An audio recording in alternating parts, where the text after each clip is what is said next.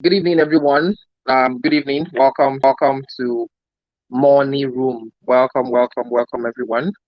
Welcome Olu. Welcome Opeyemi. Welcome Oluwaferomi. Um, Ire Abueke. I hope I got that right. Welcome, guys. Welcome, guys, and congratulations for being a part of this. This is going to be life transforming. It's going to be thought provoking. It's going to challenge you. But trust me, if you commit to taking action, if you commit to doing your part, you're going to be forever grateful that you were part of this tonight.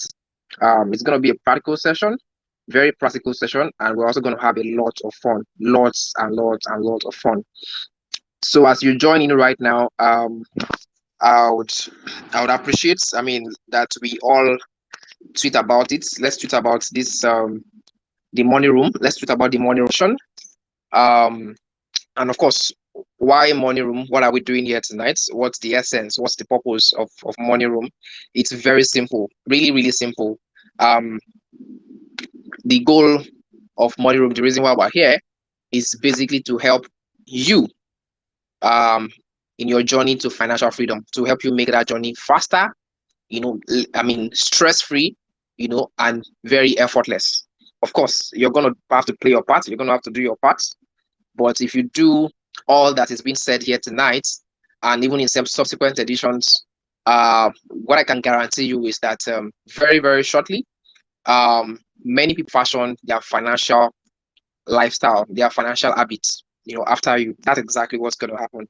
Um, our goal here basically is to help you make money, and not just make money, to help you manage your money, to give you the information to help you make money and manage that money. See, financial freedom is actually not rocket science, right? Financial freedom is not rocket science. It is simply very cheap and achievable for those who are willing to learn what it takes and do what it takes. Because, as a matter of fact, just any dummy can succeed if they care to do what it takes. Okay, the reason why many people, of course, why um, about 1% of the world's population actually holds most of the world's wealth is because 99.9% of us, are not willing to do what the 0.1% would do, and of course, that's why we are having this session today. And so once again, the purpose of this hangout is going to be very fun. It's going to be very funny. It's going to be hilarious. It's also going to be very practical. It's going to challenge you, you know. But at the end of the day, if you do, it will be said tonight. We're going to be hearing from someone I actually quite respect a lot. Someone I've watched from afar who has done incredible, for himself and also for Nigeria, in the real estate space, and his story is actually not unusual, because we're going to be having people like him on a weekly basis, and you're going to be astounded, But one thing that you would find out here is that if Tarikash can do it, you can actually do it. Not just that. From the story we'll be sharing tonight, you would realize that you actually have more. You actually have more than it takes to produce these results. And maybe as we go along, I would also probably ship in some stories from my own personal experiences also. Because if I may say so myself, I actually come from, of course, I would say I was born with a silver spoon that disappeared very fast, right? You know, but right now, when I look back, I can't but just thank God, for how far I've come financially, So, and what actually grieves me the most is the fact that I see young people, young adults, forward-thinking guys who are struggling, but who have the potential to actually not struggle. So the goal of Money Room is to bridge that gap, to help you to actually close your eyes and jump, right? So anyway, without much stories, we are here basically to learn, we are here to laugh, and we are here to be empowered financially, right? So like I tweeted this evening, if you are allergic to real wealth, if you are allergic to financial freedom, sincerely speaking, if you are allergic to prosperity the legitimate way, please do not attend this session. But if you are ready to change your life radically, if you are ready to do, because see, we would also be sharing the stories of those who are doing amongst us. This is not just a Twitter space session. It's actually a community that we are building. It's a global community. We're going to be sharing opportunities. We're going to be sharing. You're going to network. We're not going to hide anything from you. If you need help, always feel free to reach out. My DM is open purposefully for that purpose. If you need help, we'll be sharing resources, we'll be sharing opportunities, we'll be sharing everything we can share actually with you guys. So all we need you to do right now, please, let's take a moment right now and basically share the link to this session so we can have more people. You can also impact someone following you. They will trust me, they'll be glad you did. Send the link and tweet about it for us to have more people join us. All right. Okay, so without saying much, I'm gonna bring up Tade shortly, and I'm just gonna go through his profile. I'm not gonna read the long profile. I'm just going to do a brief intro of why he's here to share. Okay, he's not here because we just want to see his handsome face, but he's here because he has a story that has the power to. Stories are not just stories because they are sweet. Stories actually empower. Stories transform lives. Stories challenge people to do what they've never done before, right? So Tarikash is actually a young man who years ago grew up alongside four other siblings, or five other siblings, if I'm correct, and then um in a very, very somewhat average home, and of course, whilst they were growing, he had to do bakery work. Bakery, for those who are not very conversant with that, because we are speaking to a global audience. Bakery basically is, of course, bakery is a global language anyway, but that's where they make bread. So he would work all night, to produce bread, and the following day he would go on the street and hawk bread, just so he can achieve two things. Number one, he can help his family make ends meet, and number two, they can get to pay school fees. And that's how this guy grew up. But while all of that was happening, all of that were happening, circumstantially to him in the outward, but internally something radically different was happening. And because of that internal happenstance, today Tarikash is one of the top guys in the real estate sector, not just in Nigeria but in Africa. To God's glory, is built a multi-billion naira real estate company, right? And tonight you're going to have the opportunity to not just hear from him, but to ask him direct questions. So one plea I want to have from you, which is actually one of the things that, if I'm to be candid with you, one of the things that actually marks the difference between the wealthy and the poor is the poor hardly ask questions, right? So if you have the opportunity to be in a room with Tarikash, what are the questions you would ask? Tonight is your chance to ask, right? We will not limit the opportunity to anybody. If you raise up your hands when it is time to ask questions, we're going to grant you the opportunity to ask Tarikash questions. All right. So I'm going to bring Tarikash right in as a speaker. 1 minute. I'm going to hand him the mic. Yes, I've invited Tarikash. I also have someone in the house, Gabriel Latunji Legend, who will be basically co-hosting this session with me. So we're going to have a nice time. I'm prepared to have a nice time. And of course, please invite your friends, share the link and all of that. Yeah. So Tade, you have the mic. I hope you can hear me, and I hope you are able to accept from where you are. I just invited you. Tade, are you there? Hello, Tade, are you there? Can you hear me?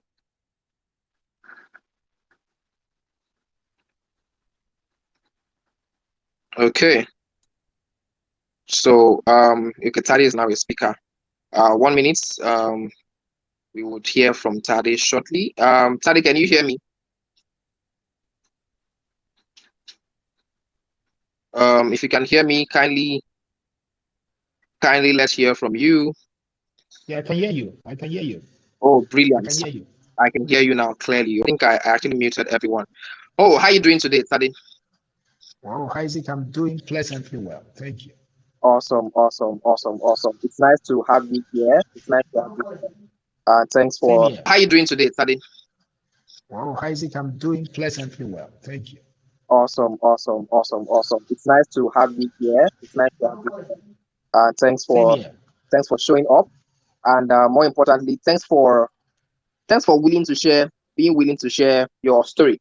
And thanks for your passion to empower others. I think it's one thing to know, and it's another thing to actually pass across the knowledge.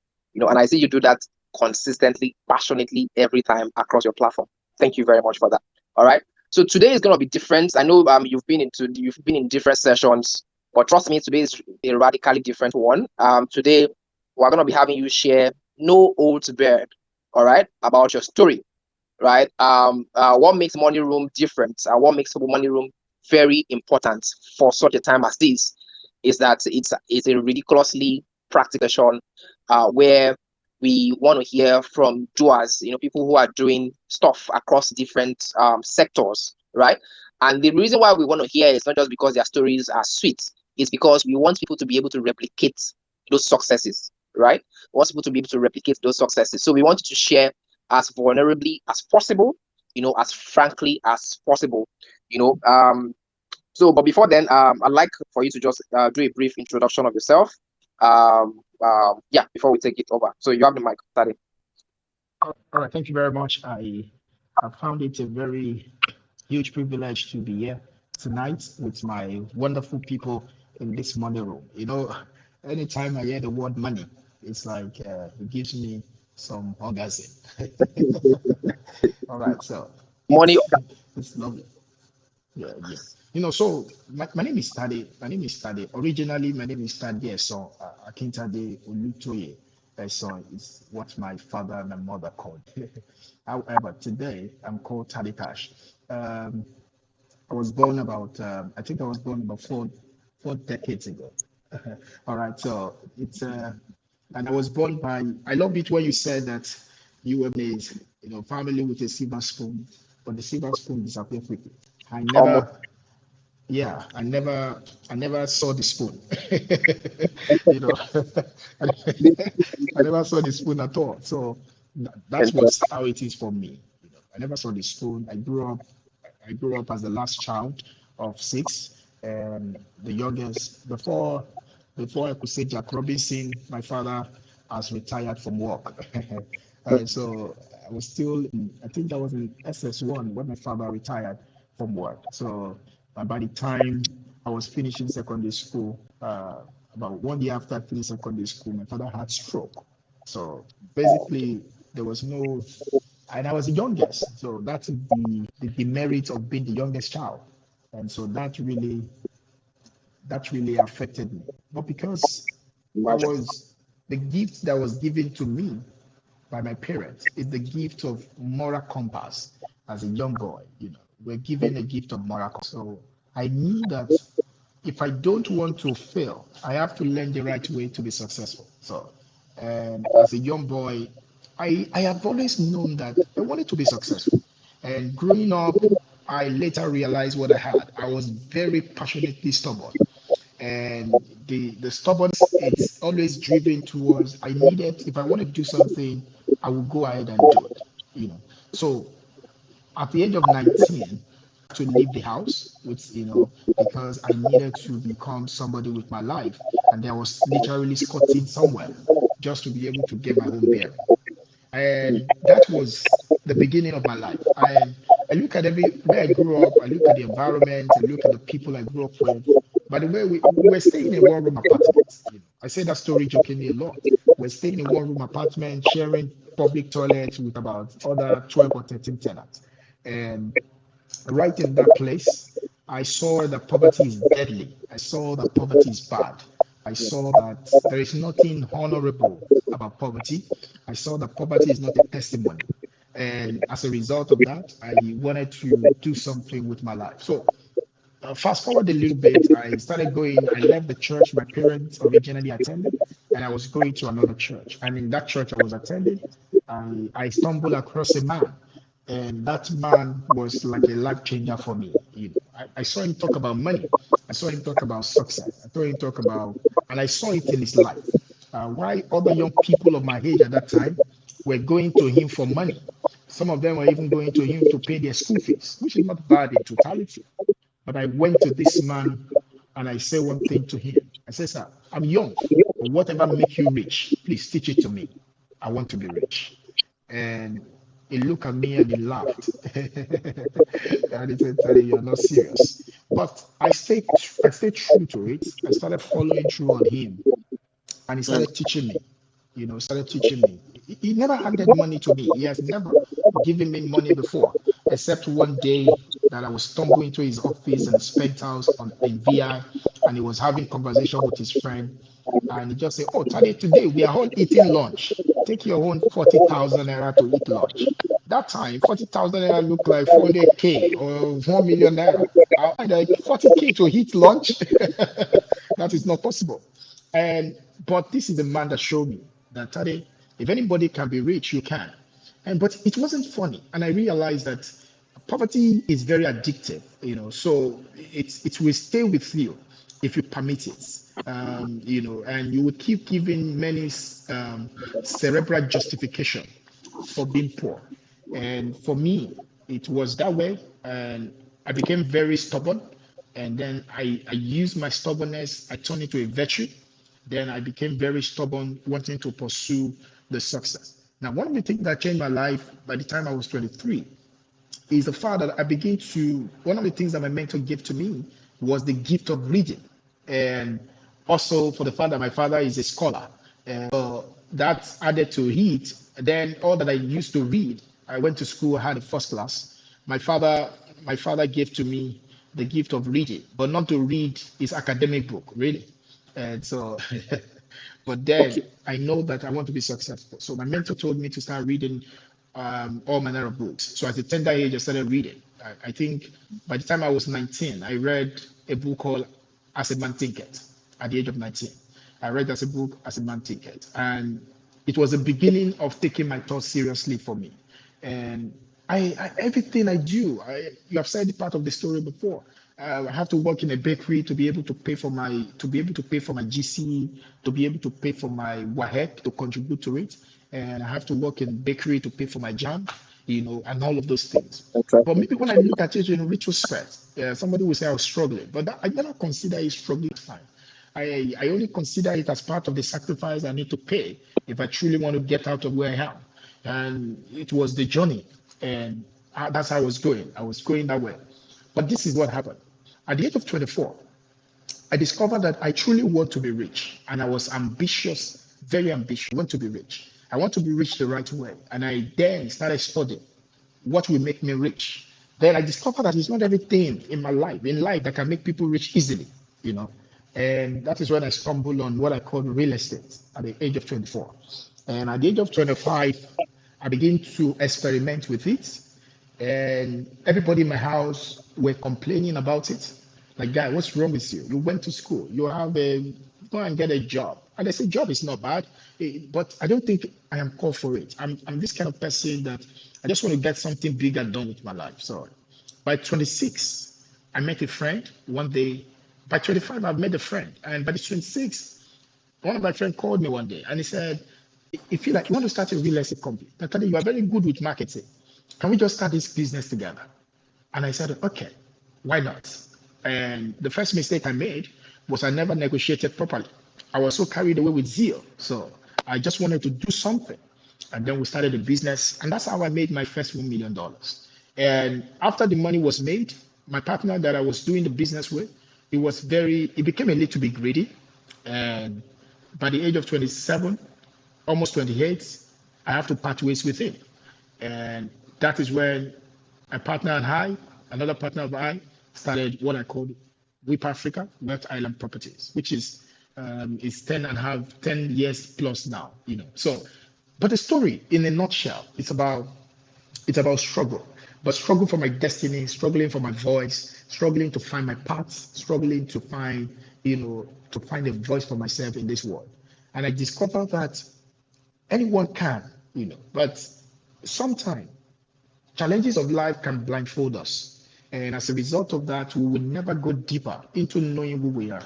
But I've also learned in my journey that problems is given to you so that you can use it to become wiser and live a more better life. So I pick all the lessons and then we started the business. By 28, I started making money. I think by the time I was 28, besides making $1 million, the next 1 year of my business, I did about almost $3 million. And then success started getting to me. The success started getting to me. I started feeling like, see, there's nothing I cannot do. And by the I was 30 years old, I lost literally all the money. I lost literally all the money. And And that's when I learned something very deep. I learned that the real freedom is not in having the money. The real freedom is that perhaps when you lost the money, you can rebuild it again. And that was what changed everything for me. That journey was deep, almost 6 months. I was not myself. A battle of self-discovery. You have started making money. This is a guy that was raised in seemingly poverty, and then you started seeing money. You started making money. You can travel to different places and see the first set of money I made in another 2 years because of a wrong business decision. I lost everything, everything. I could not pay the people that were working with me for months. I would sit down in my room with my partner. I would just be there. Sometimes I would cry. Sometimes I would laugh. I could not tell anyone. But then I discovered one day, I read a book from Donald Trump. The name of the book is Never Give Up. And in that book, it was talking about, was chronicling how if he lost almost everything. And he said something that I've never forgotten. He said, when a man is down, when a man is fully down, there is only one place he can go to, and that is going back home. And I read the story. I read how he lost everything and he started negotiating again, and everybody working with him thought he was a madman. And the same model, the same pattern. I told my partner, come on, now we don't have anything, but we have something. We have learned, we have picked our lessons. What can we do? And then we started negotiating for another deal without money. We started negotiating for another deal. And then we got a deal. We had to pay for the deal in another 60 to 90 days. We put the deal under contract. Guess what happened? We needed to raise the money. We can't go out to raise the money from investors. They're going to ask us how much we have.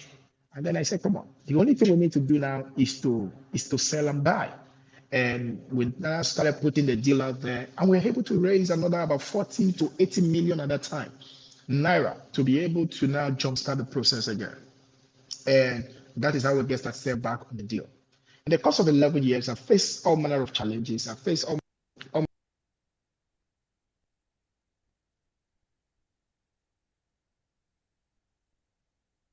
thing that kept me going is very simple. And that's the fact that no matter what you face, no matter the challenges that come your way, you must always know what brought you to success. And when you know what brought you to success and you're able to document it properly, no matter what you face, you can always find a way out. Now, this is what happened. Ability to get successful and begin a lot of people. And so for me, the journey was the way it is. The journey was challenging. I faced a lot of criticism, and I'm still facing more right now. But by you know, as we go on the journey, I begin to learn. I begin to pick my lessons. I begin to say, okay, this is oh no,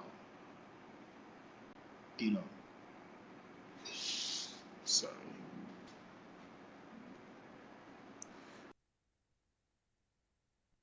Hi, Tade, are you okay? Can you hear me? Okay, I think Tade is having some network issues. Hello, Tade, are you there? Okay, so while we wait Tade to reconnect, um, um, if you have questions, this is the time to yeah, I can see Trito. Of course, I'm going to bring you up to ask the question. Maybe you just come up now and ask your question. If you have questions or you have contributions, of course, I'm still going to ask Tade questions. He's going to field down quite a number of questions that I have here for him once he's back. But if you do have questions or contributions, please feel free. Of course, our questions and contributions have to be in alignment with the topic, which is how to build a successful real estate business. Real estate business actually happens to be. I'm currently in the edtech sector right now, actually. But real estate business is something that appeals greatly to me personally. Um, and I think that it's one of those businesses that actually has a spiritual side to it. Hello, It's hello, one of the Isaac. businesses where, Hello, Isaac. Can you hear oh, me? you okay, great. I can hear you now. Okay. Okay, you can go ahead. All Okay, right. thank you. Okay, so basically, you said something now, and so I grew up with that. One of the things that my parents, the only time I ever said no to my mother was when my mother told me not to start real estate. My mother said, I don't disagree with my mom. I've never disagreed with my mom the entirety of my career. I can never remember. I think I disagreed with my dad a couple of times, but my mom never, except once. And that was when I said, Mommy, I'm going into real estate. And my mom said to me, my mom usually call my full name. Akintade, oh, le share real estate. What that means is that I should not, I can't do real estate. I said, Mom, why? He said, that thing is tough. And I laughed and I said, Mom, you know what? I call her mommy. I said, you know what? You just have to pray for me. For this one, I am going to do it. And thank God I started a business. Thank God I went into it. And because a man cannot travel within and stand still without. So I was willing to travel. I've traveled within. I've traveled within the moments. I even publicly declared it to my mother that this is the business I want to do now. And so as a result of that, I was able to go into this business. I was able to start learning the ropes. I was able to travel to go and sit down with the Robert Kiyosaki team. I learned some ropes from them. I've sat down with a couple of different people globally to be able to learn under their feet. And so that even affected the kind of real estate that I do today. So basically, for me, that is how I started. That is my story. That is my upbringing. It doesn't look like it today. Some people tell me today you are quite humble. You look humble. The truth is, I have no reason to be proud. I knew where I'm coming from. I knew what it takes. For 18 years of my life, my parents only bought me one Christmas clothes. And because of my stature, I wore that clothes for almost 10 years. And, and my mom will store it. My mom will store it in one place. And every December 25th, I will go and pick it. So today, Christmas is not something I'm always excited about. That's why the fact now I can afford so many things. But it's the way I was raised. Christmas was not what was supposed to be celebrated. So it's a time of remembrance. I'm just, many Christmas, there won't be food to eat.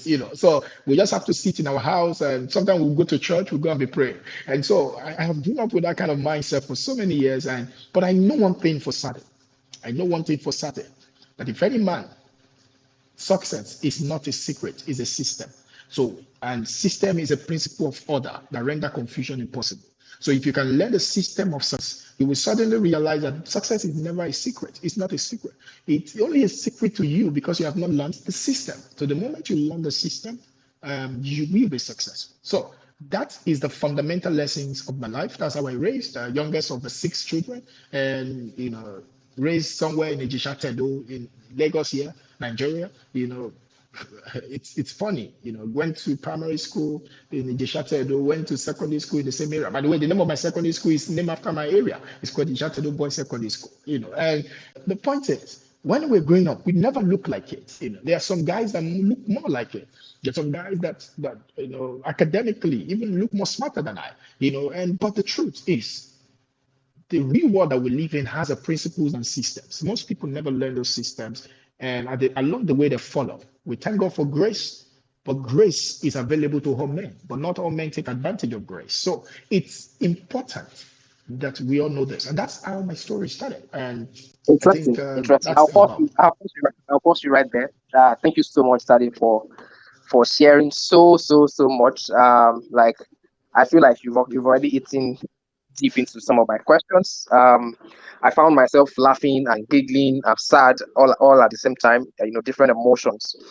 Yeah, I have questions for you, but I'll prioritize the audience questions and come up with questions also as we go along. Um, but fundamentally, what's really important to me, especially as regards money room and as regards the audience we have here, and our goal really is we want people, because see, success is replicable. When you find someone who's done something and you are looking to achieve something similar, all you've got to do is study their systems. Tade said something. He said, "Success is not a secret. It's a system, and anything that has a system is absolutely replicable. It can happen anywhere. Okay, the reason why they're able to reproduce is because they are not able to sacrifice to give what it takes, to be as disciplined, take the requisite action, and then he also, I mean, while Tade was also talking, of course, he said, while he was reading Donald Trump's book, one of the outstanding things he read there was, when a man is down, there's only one place else to go. It just reminds me of the case of Nigeria. How Nigeria can push you to the wall and push you to the wall. And that's the truth. So when you are down, there's only one other place you can go, and that's up. But that's if you have the right mindset. And I can also relate with the part of the mother. Because of course I share a lot of similar stories.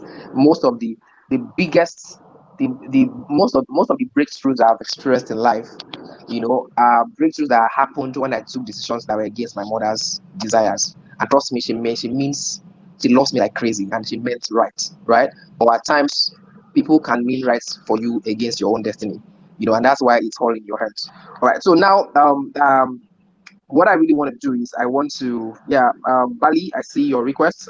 Bring you up shortly. Um, but I also need to ask Tadi. I want Tadi to take us through the storyline. Actually, I don't want anybody to leave here guessing that okay, it's just luck. This guy is just lucky. Because that's one thing. A lot of us have the tendency to do, excuse away people's successes. But guess what? On a sincere, very sincere note, success is intentional, 100%, 100%. So I want Tali to take us through the nitty gritty of how everything happened. Especially I'm interested in knowing how he felt while he was sleeping in the bakery, while he was hawking. What happened to him, how he moved from there, to discovering the first thing that happened before starting his real estate business, and basically to go also detail into those monies that he lost, how he lost them, and why he lost them, how he recovered and all of that. But before we go into those questions, I will just allow, like I see two requests already.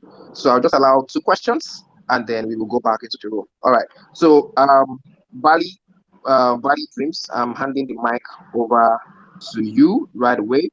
So let's have you now. Bali, please go ahead with your question. Are you there? Okay. So I'm going to bring up Ejiogu. I think you have to make him a speaker. Okay. I have actually. I have. Okay, Bali, I can see you're speaking now. Please go ahead. Go ahead with the question. Good evening. Can you hear me? Good evening. How are you doing today? Very well. Clearly. First of all, I want to appreciate you for this opportunity, and to get straight to it. I was telling myself something today that the universe always have a way of sending me answers, and what I mean is whenever I'm up to something, there's always a way. I always find correlations to things that's going to aid me. So to speak clearly, I recently had a startup idea about real estate, and I was just scrolling through Twitter, and I just saw, okay, well, how to build this real estate business. So I was very excited to be here. So now to get to it, Tade mentions in the story that one of the highlights of the story that he had a mentor that was putting him through, that was actually showing him ways and being like some sort of safety net for him when he needs to ask questions. So my personal problem really is that I've tried to equip myself with a lot of repertoire of skills. I've tried to read a lot of books, but sometimes you have some questions that your friends can provide, your parents can provide, and only a mentor that is that has experienced same kind of stuff as you. When he was saying the story, I could tell like there's this face of the story that I am right now, and so how can getting a mentor, or how can we mentors, or that's going to be that would recognize potentials and will be willing to give that roadmap and to willing to okay, I know there's no prescription to success, but they'll be able to give you some sort of guidance and a shoulder okay, well, this is how to put you right. So I want to know that process of acquiring mentorship, and if you can also provide a personal one, or you too, or anyone you can recommend, please. Okay. Thank you very much. Tade would do your question. All right. And then we would move to the next speaker. Yeah. All right. So Tade, do you want to answer? Do you want to speak to this question, or you want the second question to come up? Okay, let me quickly speak to it so that we don't mix it up. Yeah. All right. All right. So basically, Bali, the most important thing, it begins with your hunger. Like I mentioned about the mentor never sought me out. I sought him out, and I've also realized that there are people around us, usually that are already doing things. Like for instance, my mentor is not in real estate, except a few properties he buy here and there, everywhere in the world. But practically, from what I wanted to learn from my mentor is how we are succeeding, because at that time I didn't even know I'm going to go into real estate. I just want to succeed. I just want to make a lot of money legally, credibly, And I saw a man that looked like it for me, and was able to walk up to him. I wasn't going to the mentor to get something. I was going to the mentor to give something. So I was thinking of what I can give to him so that it will give me assets. What I needed from him is assets. Now, one of the challenges of our generation is that a lot of people have an entitlement mentality where they are even coming for a mentor. They believe that this guy, and I face it in some young people's life. I've seen a young person said I should mentor him, and he sent me a message after 1 month that he needed money and I didn't give it to him. And he said, "Why will I not give him the money?" By the way, that I have the money. Why am I denying him of the cash? And so you can get a mentor. Know who you are looking for, who is an ideal mentor to you. How can you get into the circumference? If your mentor is in Nigeria, he has written a book, can you start reading the book he has read, he has written? Can you how get is speaking somewhere? Can you begin to study him, begin to study your mentor? And there are some people that are mentoring me right now that I've not even met them, but I have gone deeper into their lives and the principles that governs their life in the areas I wanted to learn, and I'm seriously learning from. So you can get a mentor, and I'm telling you, if you're truly hungry for what you want, and mentorship is not ceremonial, it is transformational. So if you really want to mentor, you will get a mentor. And therefore, it begins with your motive, what exactly you want to get done with your life. So, Bali, I can tell you for free that mentorship is all around you. In real estate, there are mentors. It not necessarily Tarikash, it may not necessarily be Isaac, but there are mentors, people that can guide you, that can show you the way. So, let me tell you, know what you want, where can you find it, in who can you find it, and don't, just determine that this is the person, he has what his life was already looking like my future. So let me flow in that space. And I can tell you, just the way you said the universe always connects you to an answer. If you pay attention so gladly, the universe will also connect you to the right mentor. I Thank hope you I'm very able to much. I help you, really buddy. appreciate it. Yes, you are. Thank you very much. I appreciate it. Thank you very much. All right. You're welcome. You're welcome. All right. Let's have your question now. Ejogo, please go ahead. All right. Good evening, Isaac. Thank you very much for the opportunity. Thank you also to Tade for your words. Very, very, very inspirational. And that's, um, you're one of those people that we hope to, we aspire to be. So I want to ask, because when I saw this space concerning real estate, I was so happy because I was approached by a family friend. Let me say that I was approached by a friend concerning the real estate business. I wanted to I want to use this opportunity now to ask if you have any advice uh, for me. The nature of the business is called the nature of the business is citizenship by investment. Apparently, there are some properties in some countries in Europe, and then if you can get high net worth individuals to buy those properties, they have like 5 years permanent residency, and then they can apply for citizenship for some of those countries where their properties are located.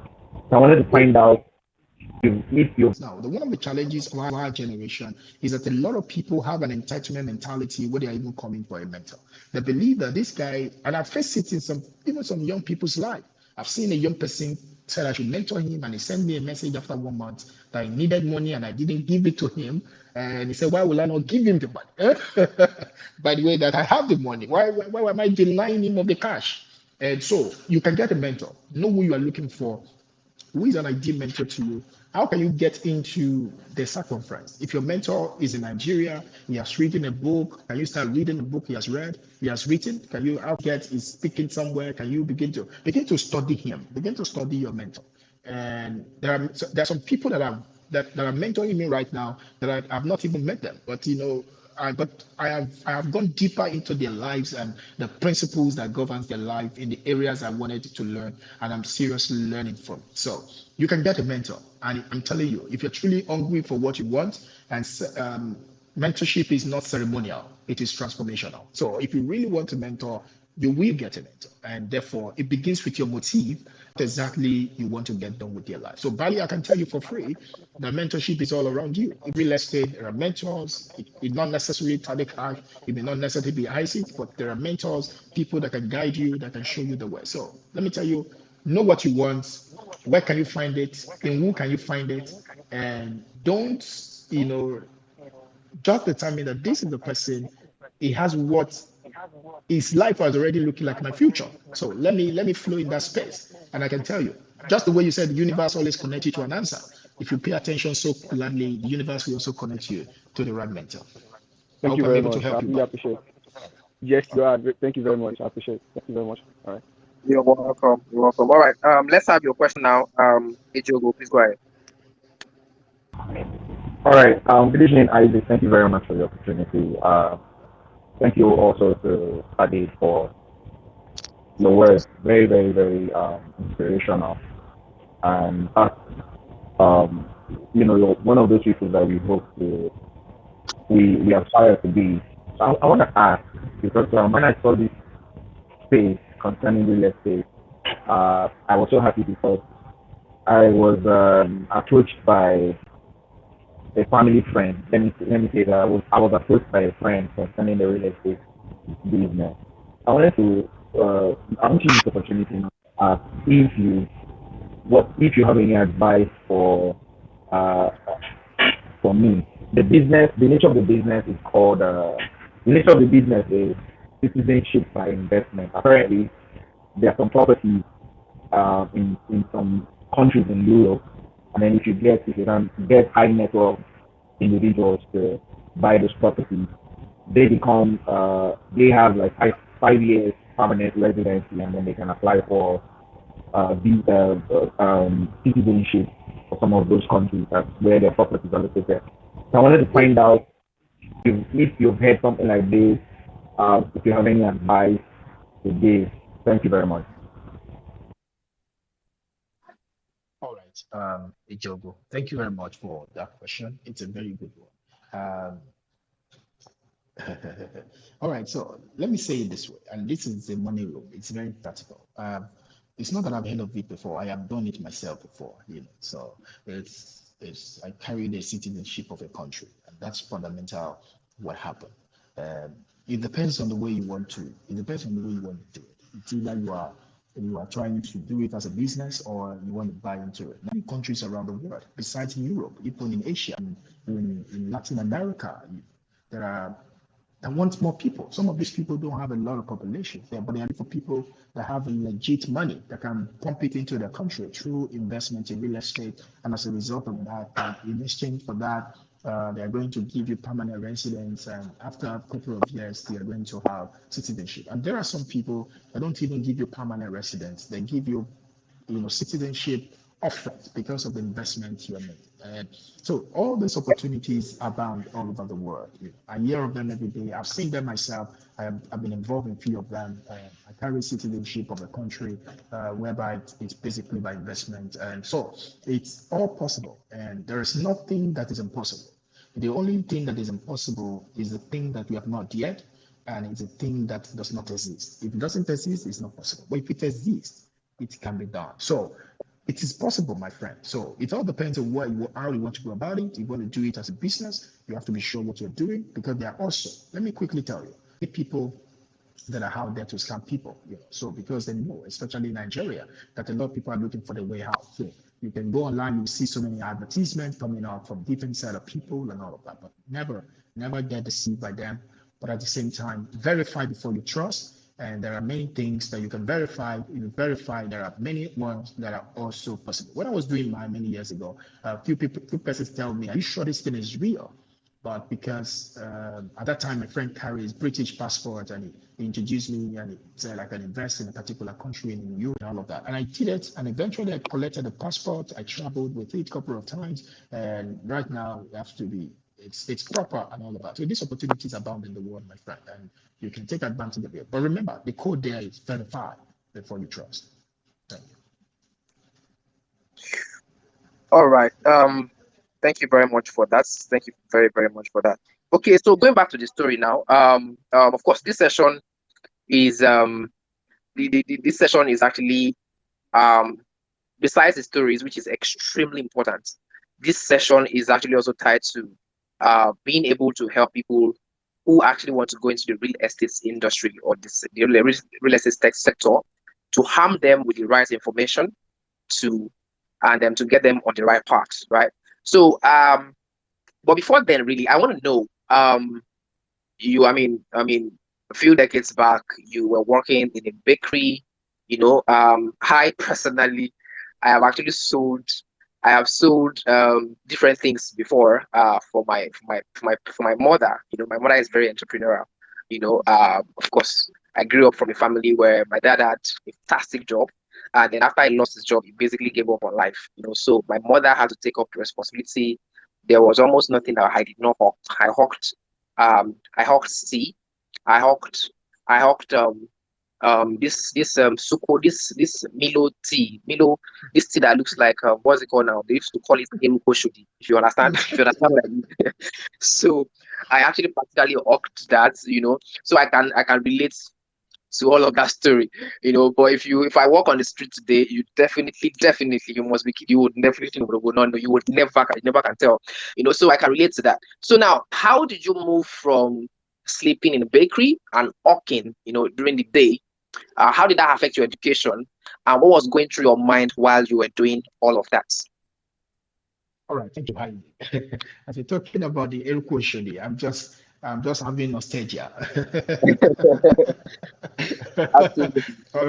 All right. So thank you very much. That's a very important question. So this is it. So I grew up practically at a tender age. I started selling um, stuff for my mom at the junction, at different stuff. At the age of 12, 13, I started hawking a couple of things for my mom. And I've done that. At a point in my life, I decided to work in a bakery because my elder brother was also working there.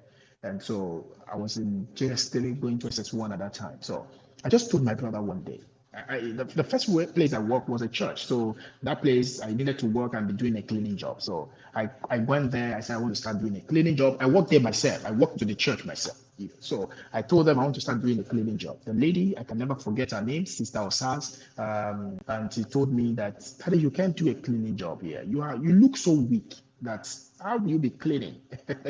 I told her, I said, man, don't worry, I can clean, don't worry. And I did it for about 1 or 2 months. I collected the money, go and pay for my wife. Now, after then, I finished WAEC, and then I have to start working in the bakery. So I started working in the bakery at GS1 rather, ISS1 rather.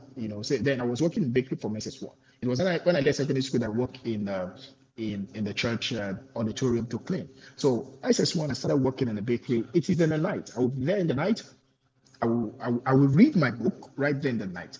Everybody in the bakery, most of them at the bakery, look at me and they laugh. They are wondering, what kind of guy is this? I will read a book and then I will sleep by 2, 3. I will wake up by 5:30. I will hug the bread to go and deliver the bread. And then from there, I will go back home. I will dress up. I will start trekking to school. And then on my way to school, when I get to school, I always get to school late. So when I get to school, my friends will look at me. My height is always red. They will say to me, "Why is your eyes always red? Huh? Why is that when you come to school, you're always having a red eye?"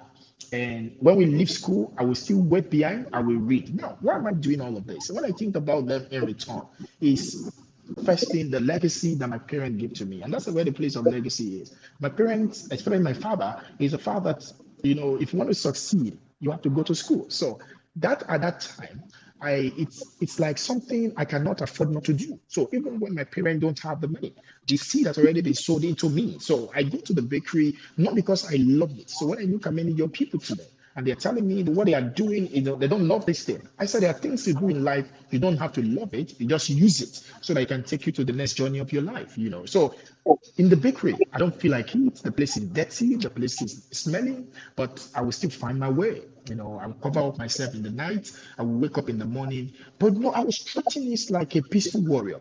I was treating it like a challenge. I knew within me at that time that this cannot last forever, but at this moment, I needed to do it. And guess what? Early in the morning, when I'm going to drop the bread, I will see some of my schoolmates. That's why the fact that all of us, our parents were poor. It's just like there are categories of poverty. But, some of them, I will see them when I'm going to school in the morning. When I'm going to deliver the bread or coming back from where I'm delivering the bread, they are on their way to school. And we have to use the panel of the bread to cover my face so that they don't see me. It's quite shameful, many times. The girls around the area that will see me carrying bread, you come from big boy, you can't do all of that. But In the way he, how did you do with the girls now? I mean, didn't that affect your parole? You know what I mean?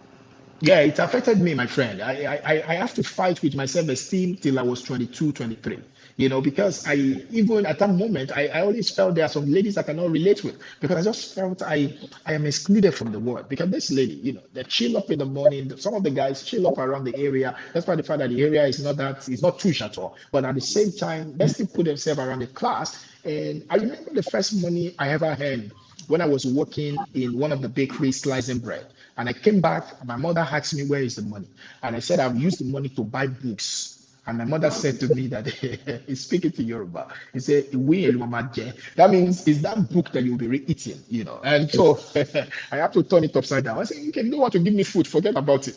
But one thing I learned after a while into my future. One of my elder brothers was in my car with me one day, and we're going somewhere, and he looked at me and he said to me, he said, "Tade, you know that when we were growing up, you are the most stubborn among us." He said something to me. He said, "Tade, I wish I was as stubborn as you." Huh? He said, "Because I am look at your life now, that your stubbornness pays off for you eventually." Huh? Because I was just bent on being successful. I was just bent on whatever it takes, legally, morally. I'm going to do it. I have to do this thing, man. I don't care. And I was able to So, so, live on so that, but Tade, it's let's affected me. yeah, thank you so much for that. So now let's take this further. So I mean, of course, you had to work in a bakery, and I'm just playing that role all over again in my head, yeah. So when did something snap for you? I mean, how long did you do this bakery work for? And what brought you to the next level? I know the next significant thing you said happened was that you discovered real estate, and then Yes. you read the particular book. How did this happen, and when did this happen? Okay, thank you very much, Isaac.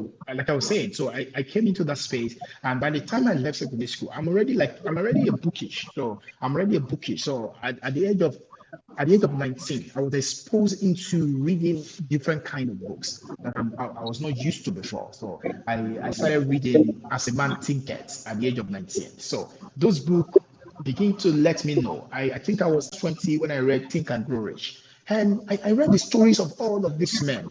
And I started reading a lot of books from Norman Vincent Peale, Amazing Wonders of Positive Thinking. Now, I was still working in the bakery at that time, but guess what happened? That moment, after about 6 months of going through those things, something inside of me shifted. It meant that I have to write what I saw and I put it on the wall with my brother. And that was a line from second chapter from from As a Man Thinketh. He said, "A man cannot travel within and stand still without." A man cannot stand still, travel within and stand still without. And he said another thing in that book at that time. That's almost 20 years ago for me. And he said things like this. He said, "So many people are so anxious to change their circumstances, but they are not willing to change themselves. As a result of that, their circumstances remain the same." And I began to ruminate on all of those things for many, many weeks. And at a point, I told myself something has to change. And I was deliberate about association, and I began to move towards people that look and see the future I want to go. And that practically was how, after a while, I left the bakery and I said to myself, I can do something more. I want to go to school now. I can do something more. And I was so deliberate.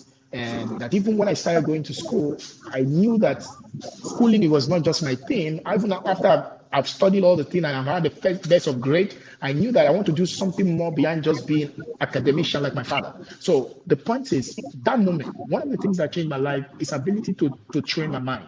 And I started training my mind with books and the association, the new association that I began to Great. have. So that's it. So you started reading, and you were working in the bakery. It is unusual for a bakery worker to read such books and to be so Yeah. committed to reading books. But that's exactly what you were doing. And Yes. so by so doing, you were still a bakery guy, but internally, you were a different guy. So at what point did you decide to go into real estate? Did you find real estate, or real estate found you? And how did the finding happen?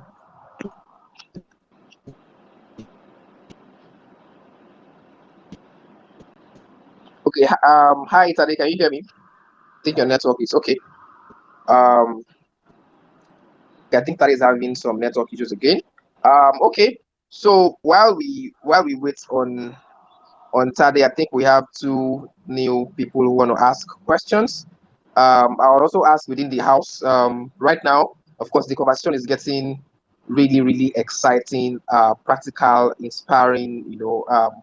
And of course, we're gonna get into the nitty-gritty of real estate business, because at the end of the day, what we actually want you to take out of this place tonight is, for those of us who actually have the potential, to start, run, and build a multi-billion real estate business.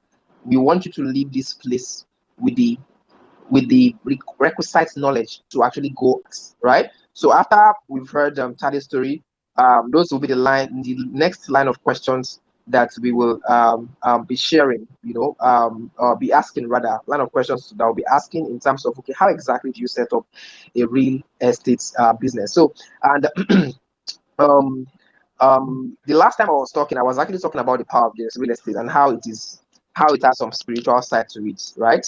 And why, if you actually are in this room today and you have plans to go into real estate, or you are already into real estate, I want to say congratulations, right? Because it's one of the best businesses you're going to do. Of course, it's not the only business that is profitable or that can be profitable, but if this is the line of business that you have chosen to tow, trust me, it's one of those businesses where you can almost not go wrong, and that's because, for many other business, for most other businesses, people do, you have to create new products and services, and but guess what? When it comes to real estate, they are no longer producing land. you know Land is in fixed supply. So what's basically happening is, we're basically transferring ownership from one person to the another, and that is how the value happens in the real estate space. And then secondly, through development, and of course, like, okay, I think we have Tade back. Let me invite him up stage again. um so Tade, can you hear me now?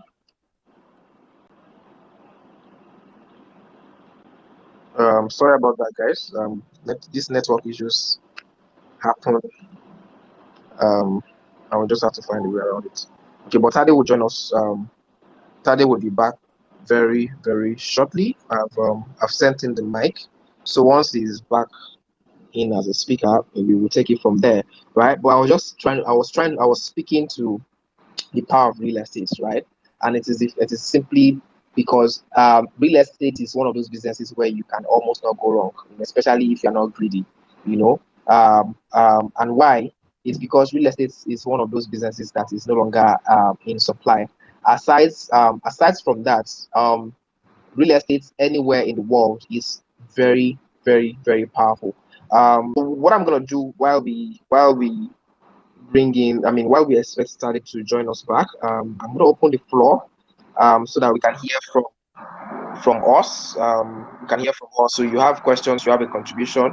I'm also gonna allow Gabriel to share a few things in terms of contribution. But before then, let's hear from Ediale.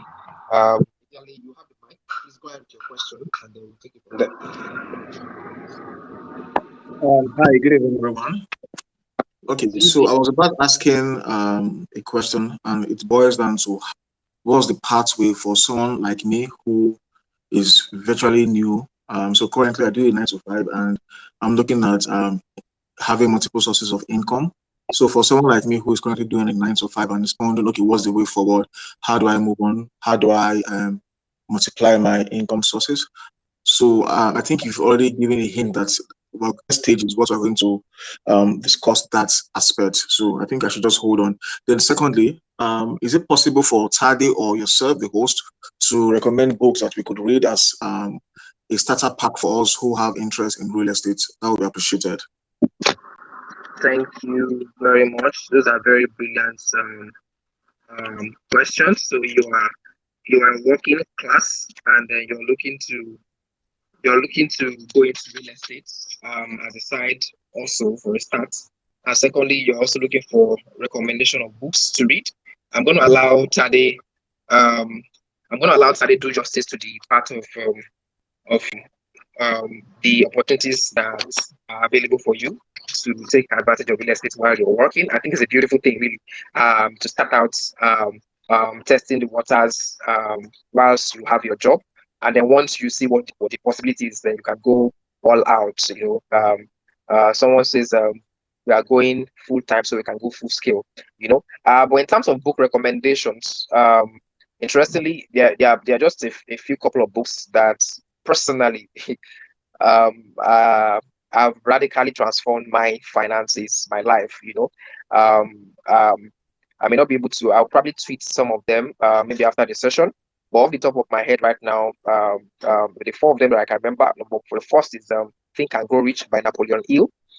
If you've not read that book, please do yourself, do your future, do your destiny a favor by reading that. If you read that book and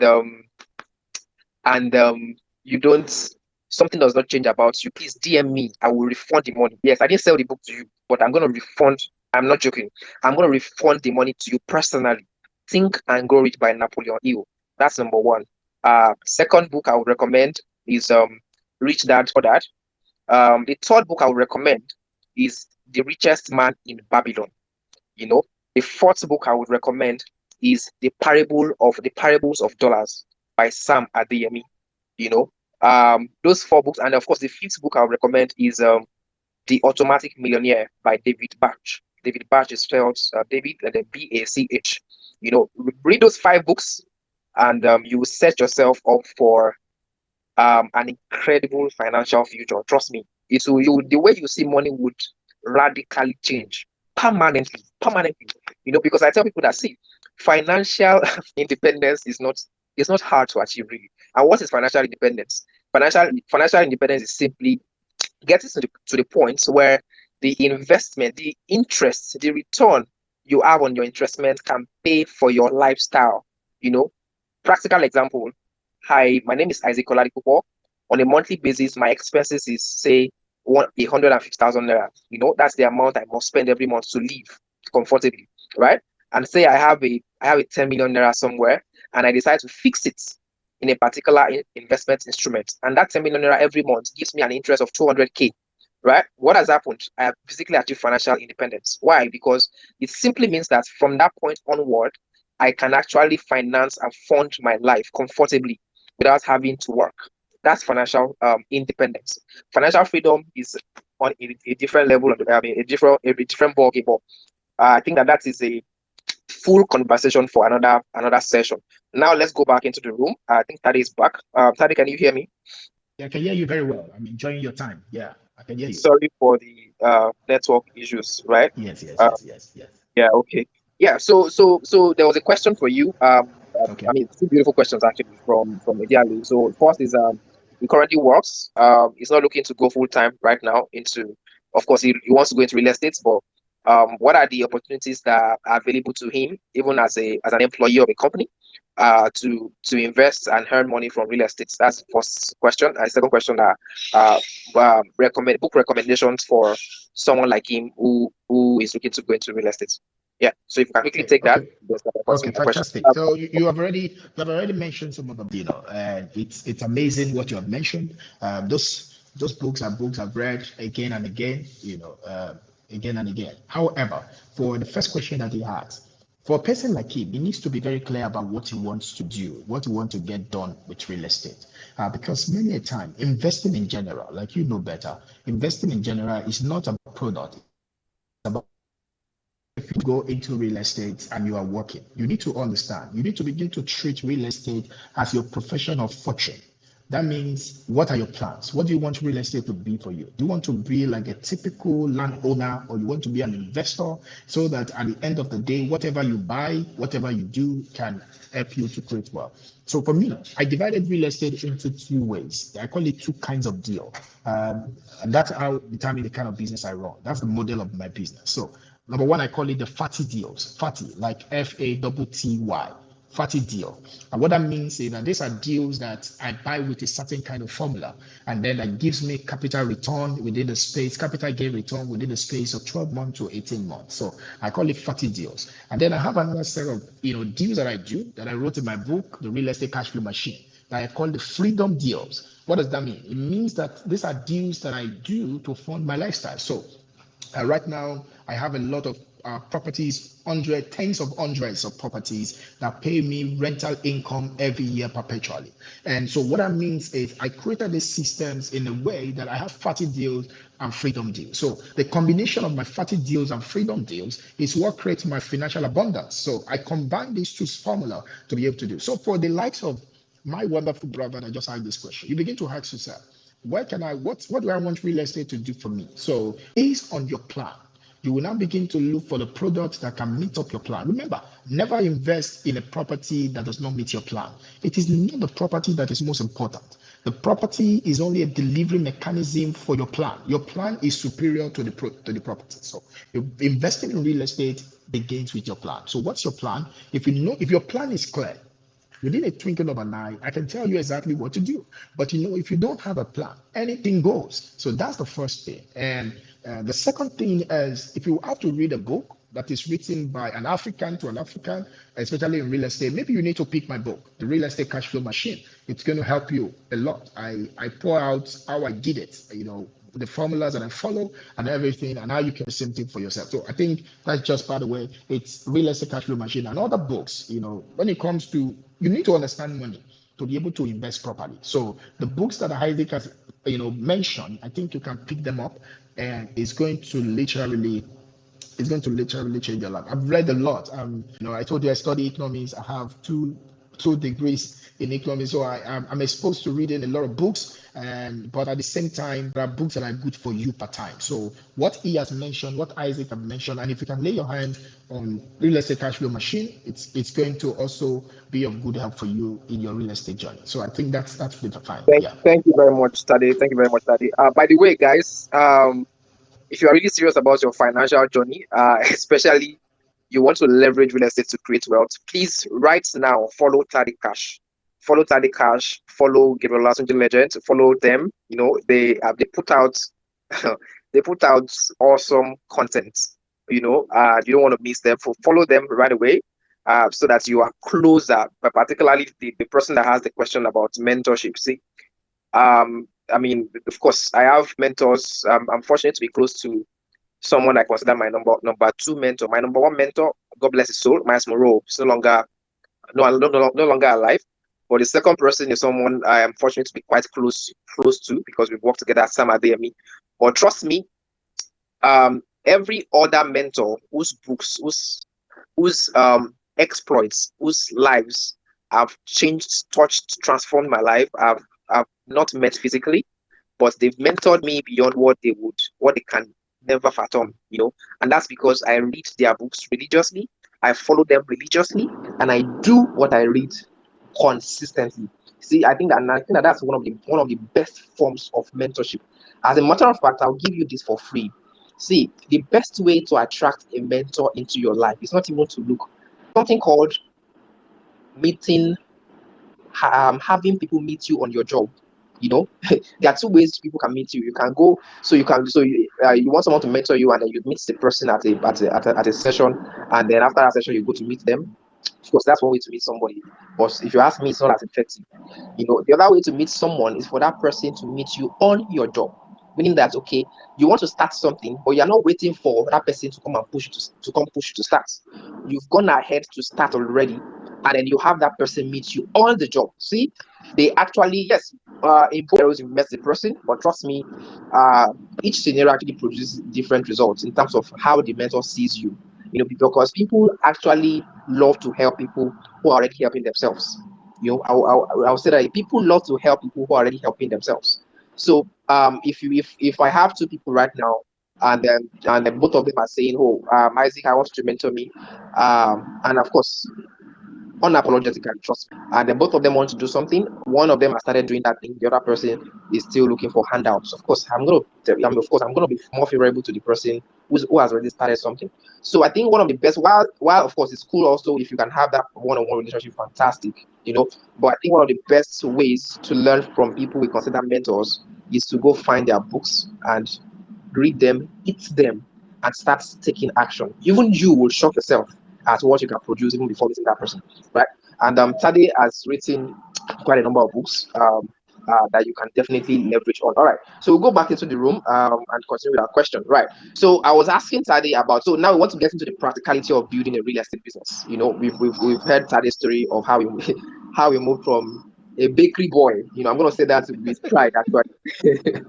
You know, how he moved from a practically a bakery boy into a multi billionaire actually, you know, practically, you know, and that's the beauty of it really, you know, if you get it right, the rate at which your life will change in the space of 2 3 years is very radical, right? So now, Tadi, we want to get into the practicality of, okay, so these guys in this room, every one of them want to start a real estate company. You know, let's have that assumption, you know, and they are looking for, and they are serious.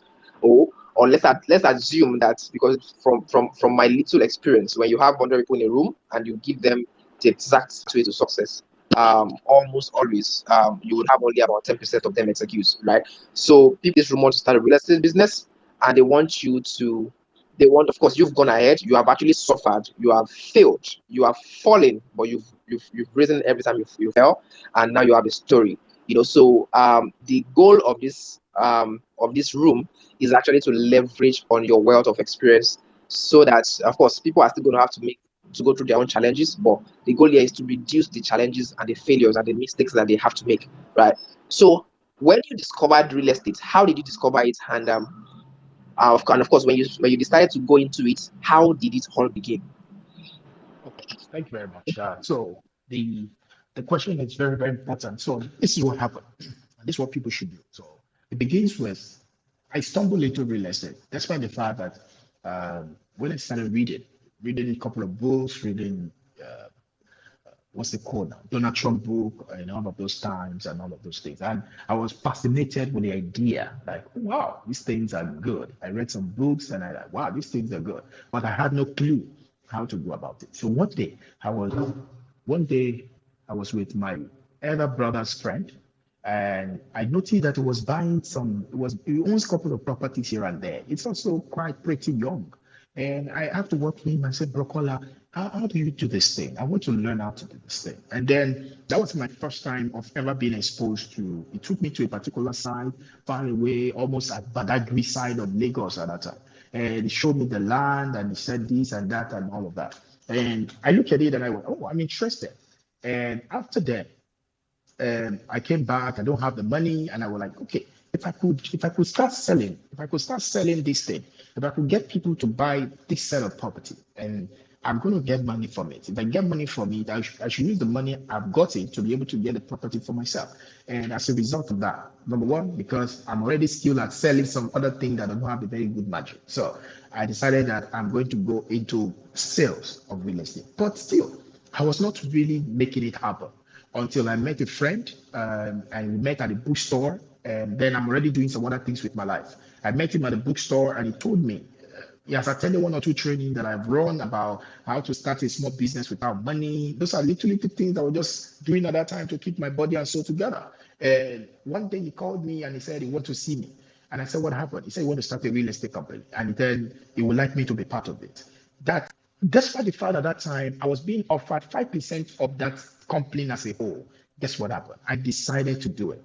I decided to go into that business and begin to learn how to sell real estate. And I was never taught, like, typically by anyone at that time in Nigeria, that okay, this is how to sell real estate. I'm talking about year 2000, year 2010, 2010, 2009. And then I began to sell one by one, meet people, doing all of this stuff. I would have little money. I would go on radio and I was just selling of blessed memory, Dan Foster. I would be on a show with him, as and he's so fascinated by the way I taught and all of that. And I was making sales. And I did that for 1 year where I made a lot of money, $1 million. And after then, I realized that the other person was becoming greedy and I have to step. So what's the first step? The first step is you must be willing to learn. You must be willing to learn, and that means that you can learn on the work, you can learn on the business, you can learn. I've helped a lot of young guys that are even formerly my mentee. Today they have real estate company doing like $1 million, $2 million within a year. And what is the first thing? It all started from one thing. You're willing to be a rector. That means rector in your head. If you can sell it, you can own it. If you can sell it, you can build it. So most people don't really have a lot of money to start real estate like that. and you are working, but what can you do? Get yourself involved in it. Get yourself into understanding how this thing works. You don't have all the money to buy now, but can you get someone to buy so that you can also make money? And if you make the money, you are not making the money to eat it, you're making the money to buy it so that you can begin to build your profile. That's one. Number two is in terms of real estate. There are different ways you can go about building it. You don't have to be a complete developer. Like how is it like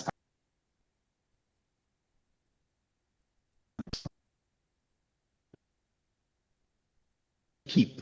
It's part of investment. You are buying for capital gain. So you can say to yourself, now the money that I am making, the money that I'm making for my work, I am going to have investment, but I'm going to have a portfolio, property portfolio, part of it, 5%, 10% of this money. And when I've raised it to this point, I'm going to start buying. That's how one of my friends is the director in one big multinational in Nigeria. That's how he started real estate. He started buying it and started keeping it, and he brought it to a particular level that he started now coming out to create a business because he has a portfolio of assets that he has bought for himself from the money he was earning. So there is no typical start, but the first thing is the hunger, the ability to also look at the market. Let me tell you, real estate is one of the industries where you don't have to have all the money. By the way, you don't have to even have money to start real estate, but you need to have capital. And what do I mean by that? You need to have confidence, you need to have courage, you need to have connections. When I mean connections, it does not mean you have one godfather somewhere. It means that you need to have contacts. You need to be willing to connect with people because this is the currencies of real estate. And this is what a lot of people don't have. They just want to think, oh, I want to do this way. Begin to build your team. And even right now, begin to build your team. And what do I mean by team? There are a couple of things that make a real estate business a real estate business. Number one, you have to have an attorney. Number two, you have to have an agent, maybe someone that can look for a property on your behalf. Number three, you have to have a quantity surveyor. You have to have them on your team. Now, having them on your team right now does not mean you are paying them. But it doesn't mean that these are people that can also give you some briefs on things. But let them know. Show your interest. I'm interested in real estate. I'm interested. I want to come into real estate as an investor. So because there are three kinds of people in real estate: owners, investors, and developers. So the point is you can come as an investor whereby at the end of the day you can end up becoming a property entrepreneur, whereby you start developing and all of that. But the clarity have to be. Now, don't come into real estate just to have fun. Come into real estate to build wealth. If you come into real estate to build wealth in a fun way, it's going to help you a lot. You're going to learn. There's not much of things that you'll be told. If you don't have a way to go about it, you will going to suffer for it. But this is it. You must have a plan. You must have a formula that guides you. Let me tell you, there are many noise in the business. There are so many noise. People will tell you this, people will tell you that. But there is only one thing that will save you from serious unnecessary headache, and that is one thing. You must have a formula that guides you. Like, this is what I want to do. That's what had helped me. That's what I use for my business. And that's why I could take the business out of Nigeria to Ghana, to South Africa, to Botswana, and I could run it successfully in these countries because there is a formula. And let me tell you, the universal formula of real estate is the same. The only thing is that when you get into a particular country, you can now localize it based on some of certain laws that govern the nation. But if you understand how the business truly works, you'll be able to do it. So be a developer is the last thing in real estate. You can begin to sell it. You can begin to invest in it and then own it. And then you can now build a business around this thing. But surround yourself with a team. If you're working right now, one of the things you need to do is to surround yourself with a team. And if you tell me you want to start real estate business, have you bought any before? So that's another thing. It's not about the amount of money that you use to buy the real estate, but you need to start buying it so that you can start building it. And it's all about that. Some people will just go into development, where you want to do joint venture. And there are three ways you can go into this. You can either borrow it, you can either buy it, and you can either build it. So if you want to go into real estate, do you know you can borrow the land? Land can be borrowed. That means we call it joint ventures, we call it repositioning. You can borrow land. There are people that own the land already, where you can borrow the land from them. And you can also raise the money to build the land. You make your money, the person makes his money, and the investor makes the money. Now, you are only limited based on your measure. By the way, when I started real estate development, I started by borrowing the land because I could not afford to buy the land. I borrowed the land and then I raised the money to build on it. So you need to understand these things. And there are skills that you already have, that is transferable to real estate. For instance, if you are good in marketing, it is transferable to real estate. If you are good in negotiation, it is transferable in real estate. If you are a good networker, real estate accommodate these things. So when we say you want to build a successful real estate business, it's a combination of different skills that will make you. Because one of the things that will never make you thrive in real estate business is not your ability not to raise money. If you know how to raise money, if you know how to find deals, it is easier to execute deals. So these are the things. And so surround yourself with the right team. Surround yourself. This is how I started. I borrowed land and I started building on it. I started by selling land, and then I started by selling land, and then I paid for the land. And I began to now build my own reserves over the years. And as a result of that, we've been able to build the business to a level now where we're doing transactions in a full scale outside of Nigeria. And we are planning the next 7 to 10 years to be in about 30 something countries, majorly in Africa and sometimes in some European and American nations. So fundamentally, in summary, with this point is you must know what you want to do. You want to be an investor, you want to be a developer. It is different roles for different people. Some people can't stand the pressure of being a developer. It takes a lot to be a developer, but it doesn't mean you can't do it, because if anyone can, everyone can. You just need to learn how to do it. So how can you be this way? So you need to learn. You need to know where you want to be. Where is your strength? And as a result of that, some of you can start reserving land, buy lands in good places. And there are things that you need to look forward to if you want to buy land that will make you money. I know there are many people out there that will tell you to buy land, this land with money, but they are not really so. Not all lands make you money. You can lose money buying lands, but there is how to do things. There is a formula that you need to follow that can help you. And I believe that's why my brother has put this kind of money room conversation together. And I also know with time, other speakers and other doers are going to be coming and they're going to be showing some other aspect of it. But fundamentally, it's about knowing what you want. Do you want to be a developer? Do you want to be an investor? Or do you want to just build a property investment company?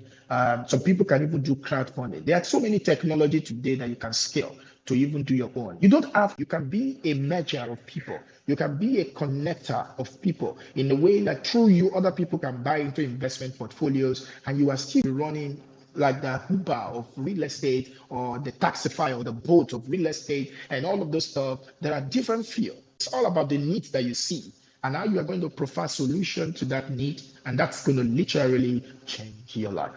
I hope I've been able to help with that. Wow. That's a lot actually. That's a lot. So guys, before the next questions, I wish we can actually field as many questions as possible tonight.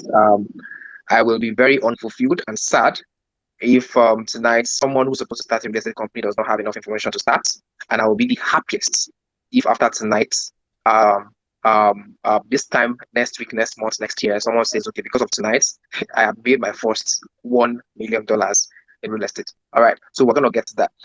But in summary of what Tade has shared now, first is you need to have a plan. You need to have a plan.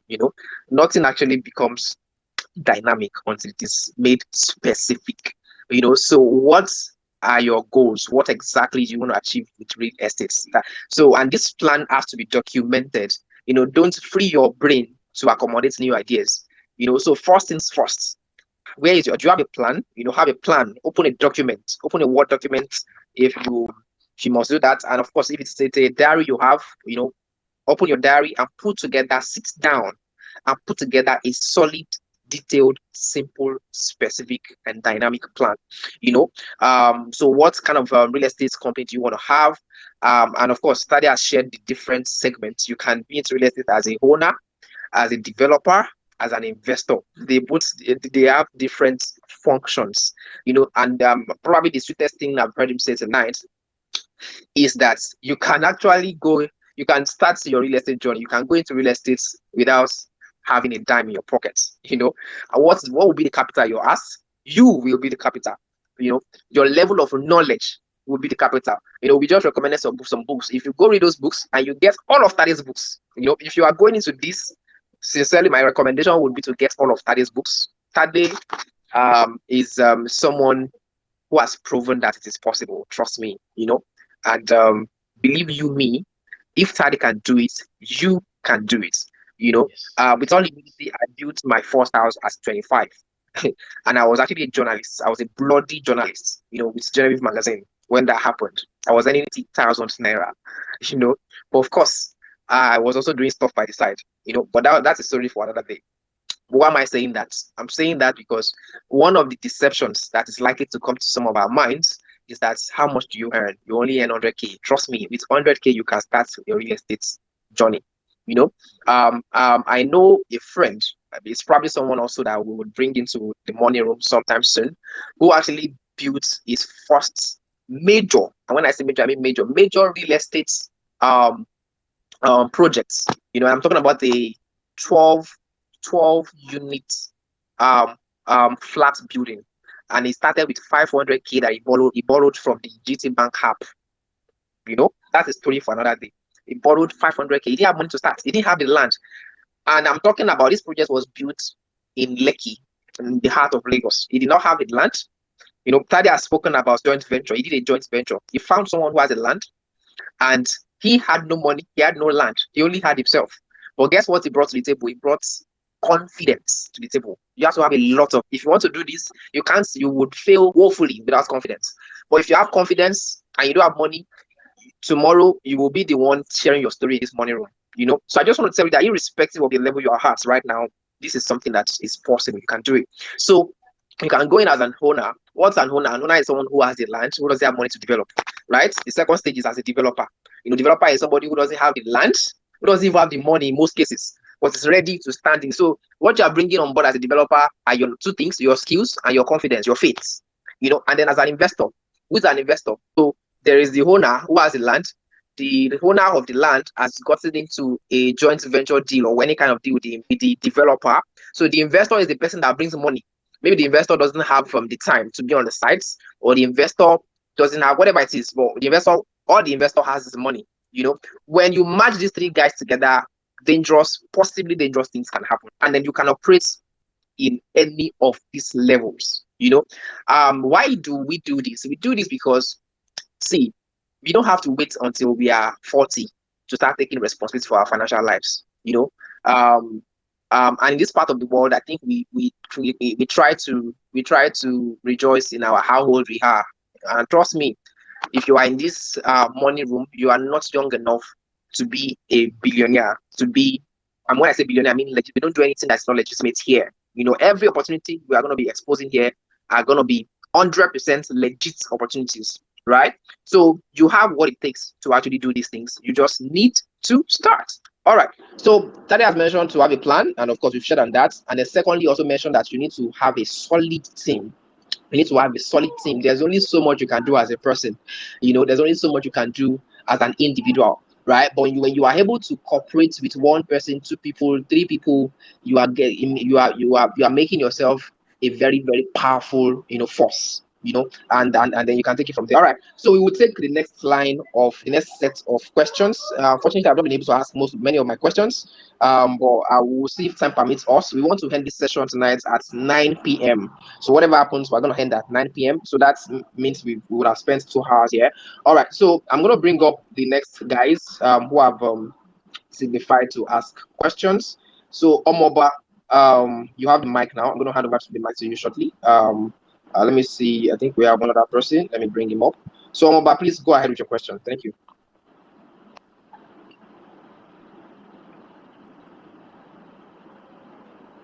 Hello, Omoba, you there?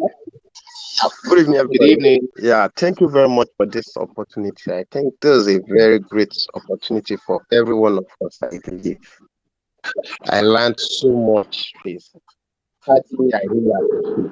It's been very good atmosphere. To be in this space this night.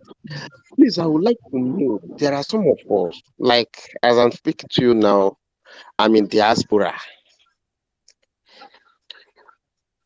Meanwhile, I have some of the landed property that I wish to leverage on back in Nigeria, Lagos to be precise. But it's very difficult for some of us to just jump into this anyhow. Please, I don't know if Mr. Tade can be of a kind of mentor. One, I wouldn't mind if it's going to cost, because I don't believe in anything free, really. Hello.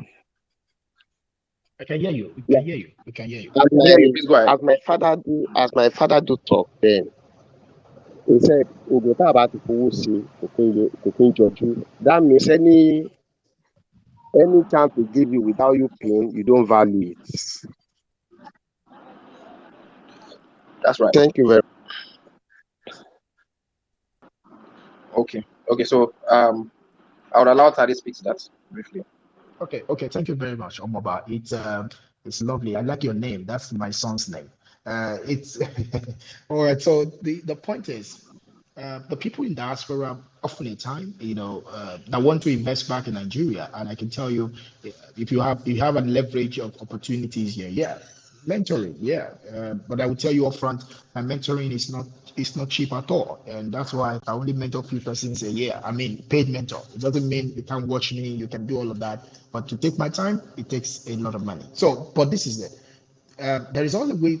It begins from where we begin. You have to look at it. What opportunities available for you here? You can look at it from the vantage point of where you are. It depends on the country where you are now. And what do you want to do precisely with the property in Nigeria? Let me tell you this idea. Let me tell you this value. One of the principles of real estate is this: as you change the usage of the land, the value of the land changes. So most time, the real wealth of property investment is creativity, mind, ability to look at it and say, what do I want to achieve with this thing? What do I want to change with it? So let me give you one example, for instance. So my team and I bought this particular land somewhere on the mainland of Lagos, Dakonde to be precise. And the land is surrounded by water. And when I bought the land from the family that sold the land to me, the land looked like a registered store, and everybody were wondering what's wrong with this guy. So I brought my entire team, engineering team, to that side. That's why I told you must have a team.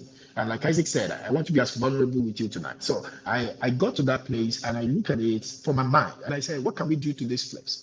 And I remember when I started buying lands that has to do with water, a lot of land, one of the first thing I did is to take a tour back to Amsterdam. And I spent some days and some time in Amsterdam to be able to understand the underlying structures of building around water and the creativity around it. And I invested into that, and I came back to Nigeria to begin to do more of my investment. And I bought that place, and at the end of the day, we dry up the entire water. We build a love canal around the place. We spent money, which we raised to build a bridge worth about 50, 60 million.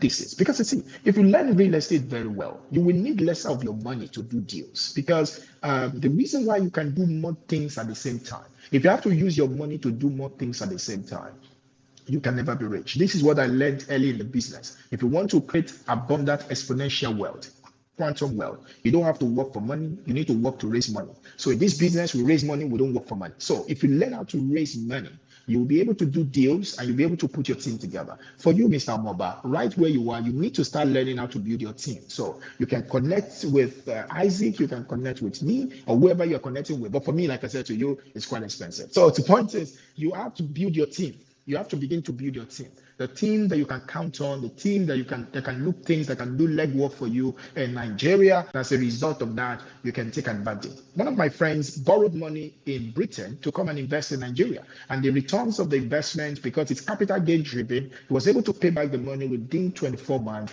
and he's able to make a lot of money for himself. Why? Because he's an investor, not a developer. So he invested in the deal and he was able to make good money. I have people in Australia, Nigerians in Australia, Nigeria in different parts of the world, investing in Nigeria, making a lot of money. But it begins with be clear about what you want, begin to build your team, and learn to also connect. And I believe if I can help, I will gladly help you. So that's what I think you should do, Mr. Moma. Thank you very much, Tade. I hope that answers your questions, Mr. Omoba. And of course, feel free to if you want to reach out to Tade and you are very serious, only for the serious people, feel free to reach out to me and I could do the connection. But that's for those who are interested in this. I believe he has a mentorship program, and if it has to also do with investment in Nigeria, you could also reach out. We would see how that works out. All right. So that would be that for that. So moving forward, really. So I'll just ask a few questions, really, regarding real estate. So while you were talking, Tade, you mentioned, of course, you've shared about, I mean, a little snippet about one or two of your projects. One of the things you also mentioned is the fact that not not every land is not every land is worthy of investing on.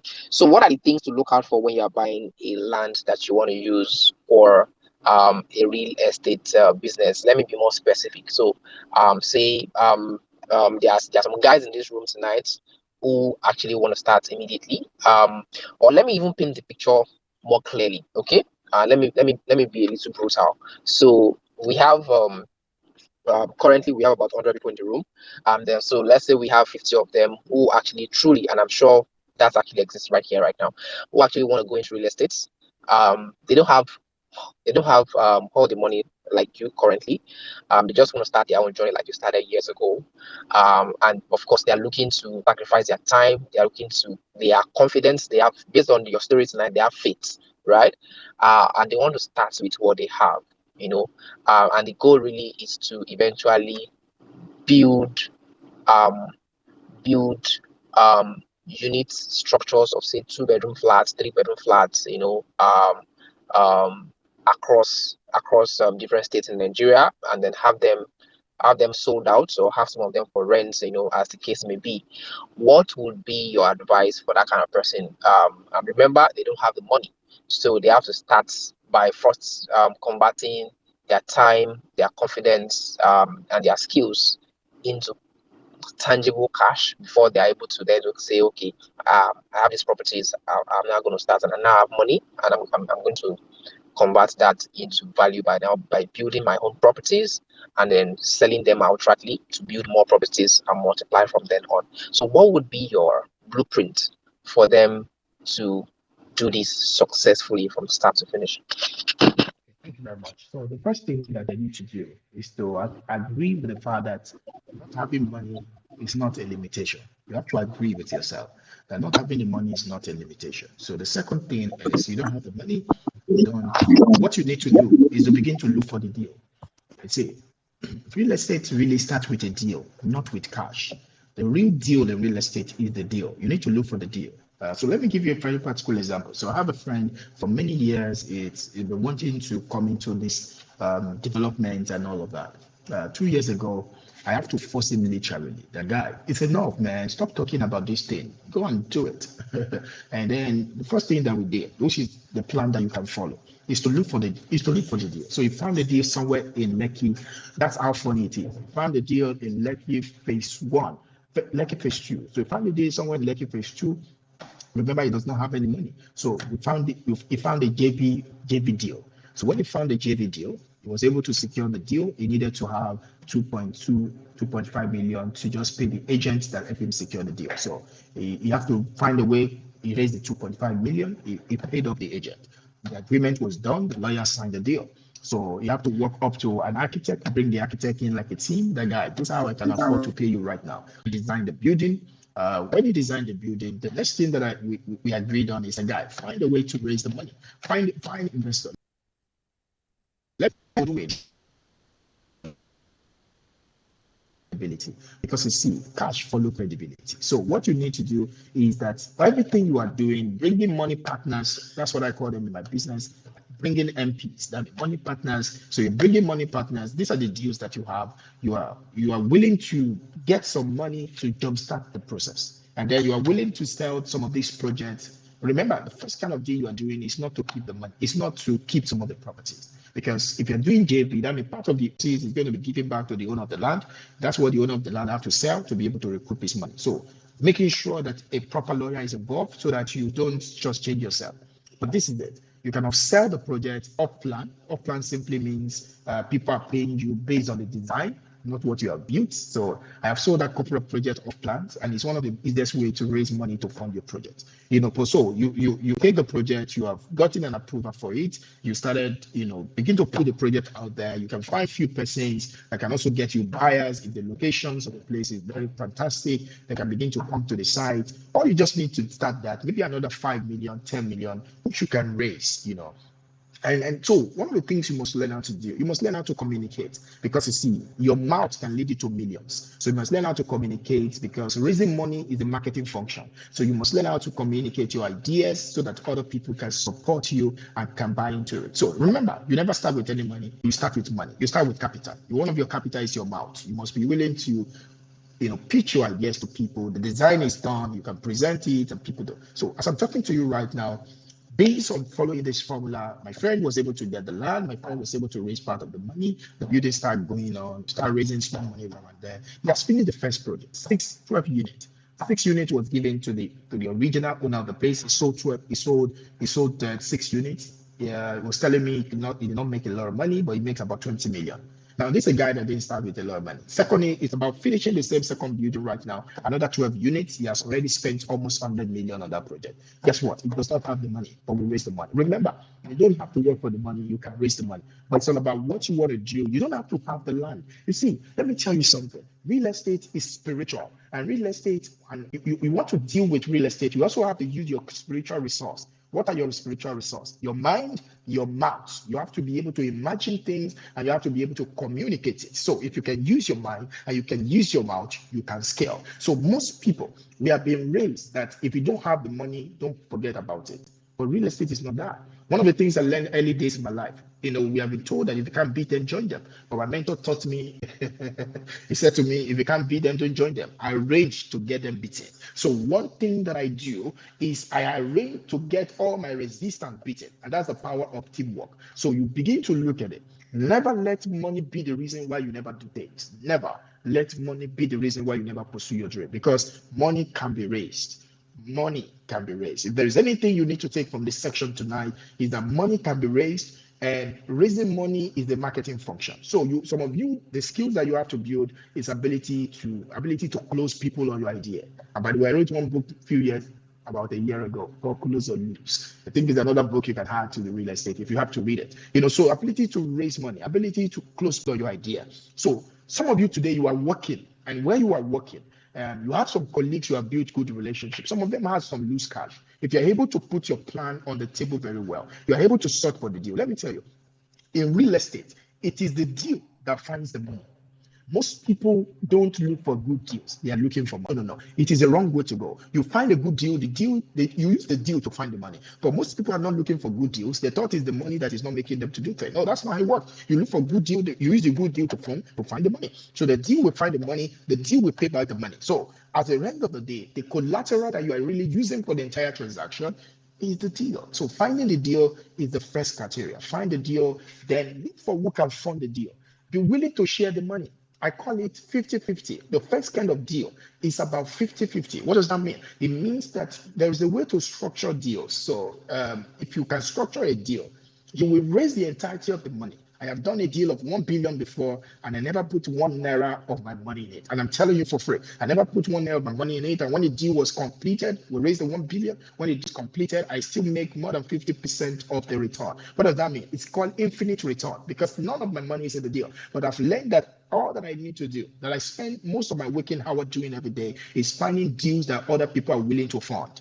You need to find deals that other people are willing to fund. And that is a science on its own. That is a science. That is the way to go about it. And these are the skills that you need to build if you want to build a successful real estate business. Is the deal first. The funding follows. The deal first. The funding follows, the executor follow the funding. But if you think I don't have the money, I'm not going to look for a deal, you have just lost the game. You find the deal, use your confidence to find the deal. Then use your communication to get the funding. Then you will use your dexterity and the competence of other people to do the execution. So remember that? So that's what you do. That you do. Use your confidence to find the deal. Use your communication to raise the funding. You use the competence of other people to do the execution. So those dimensions are going to help you. Use your confidence, your capacity to find a deal. Use your communication to get the funding. Use the competence, not necessarily of your own, of other people, to do the execution. And at the end of the day, everybody will smile. By the time you're able to repeat this wheel of fortune a couple of times, guess what happens? You will be in a good place, and you will be in a better place. And that will be joyful to you. And that's what I believe it's good. So that's just a summary of what I do every single day of my life. Thank you very much, Tade. That was so much value, so much value. Okay, so we are running out of time. I want to close this room for 9 p.m. I know we don't want to go, but then we have to also stick to time. So I'm gonna pen my questions. I have quite a number of questions, which were also actually sourced from the audience, from my followers. But I'm gonna prioritize those that are here in the room. So Paul, I'm handing over the mic to you shortly.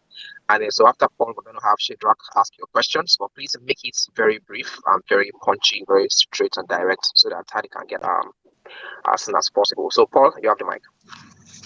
Isaac, thank you very much. I have learned more than I've learned in a whole year. Daddy, thank you so much for, all the gems you've been dropping. Oh, that's a big thank you. Mine is not a question, it's actually a product that I'm working on.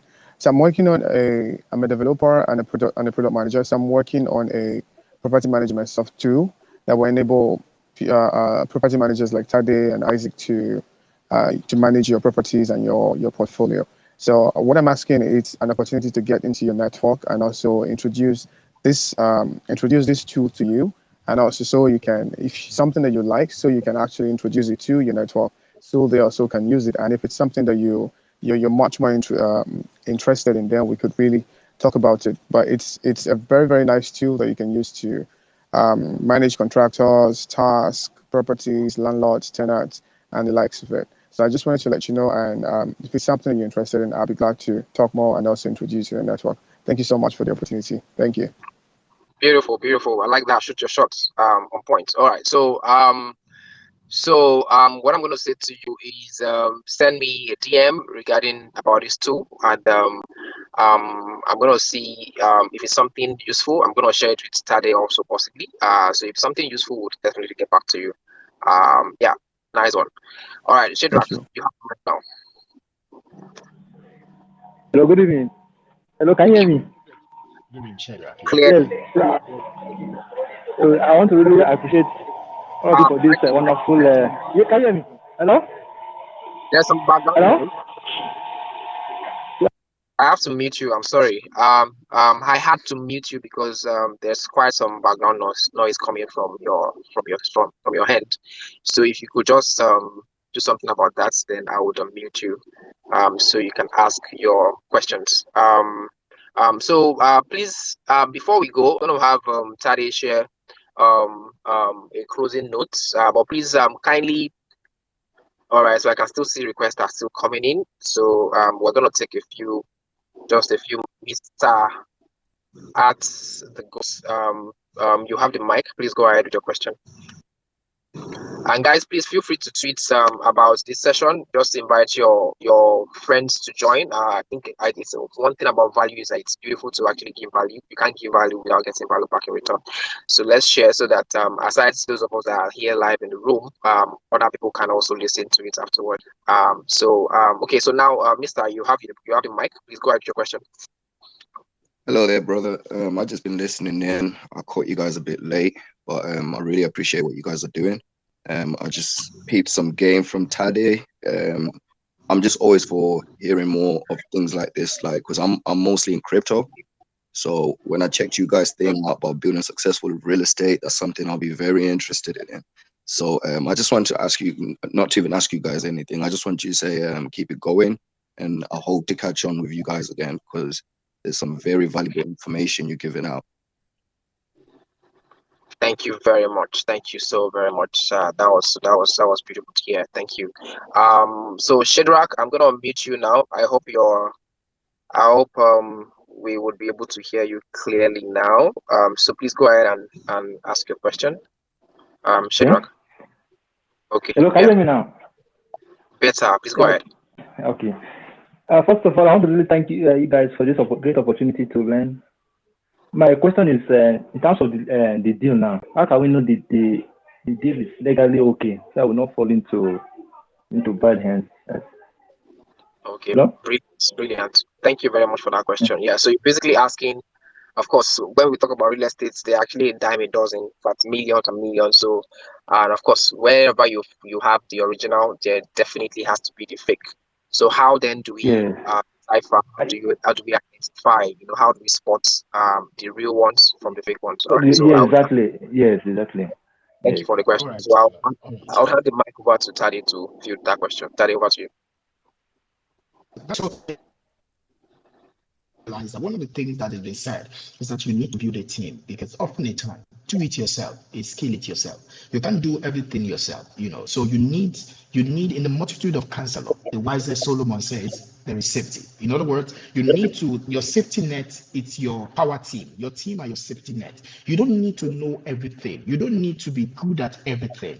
All that you need to be very good at is to be able to find the right people surrounding you. Questions, how do you want to do real estate business without you, Anthony, somebody that you can trust? Not all Anthony's are sincere. There are some Anthony's that are crook, have been duped with almost hundreds of millions before through an Anthony.